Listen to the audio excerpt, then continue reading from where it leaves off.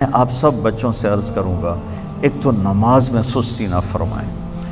پورے 1439 ہجری میں نماز چھوڑنے کی گنجائش اگر تھی تو کربلا کے میدان میں میرے نبی کے نواسے کو اور ان کے جان نثار غلاموں کو ہوتی، اگر ہوتی تو ان کو ہوتی، لیکن انہوں نے بھی جب سورج ڈھلا تو اپنے ایک ساتھی زہیر سے فرمایا کہ شمر سے اجازت لو کہ ٹھہر جاؤ، ہمیں نماز پڑھنے دو، پھر جو کرنا کر لینا۔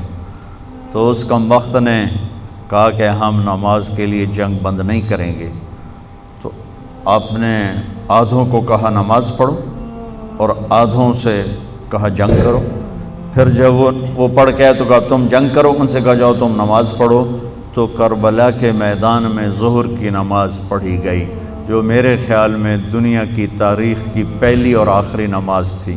ویسے جنگوں میں نمازیں پڑھی گئیں، اس میں کوئی شک نہیں، جنگوں میں نمازیں پڑھی گئیں، پر جس مظلومیت کی شکل اس وقت میرے نبی کی اولاد پر تھی اور جس ظلم کی کیفیت اس وقت یزید کے لشکر کی تھی، یہ شاید ہی کبھی شاید کیا ہے ہی نہیں، نہ حسین جیسا ہوگا نہ وہ مظلومیت۔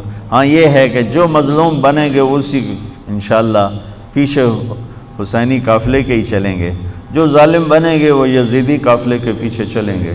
تو انہوں نے نماز نہیں چھوڑی اور پھر عصر سے پہلے سر کٹا کے نیزے پر چڑھ گئے۔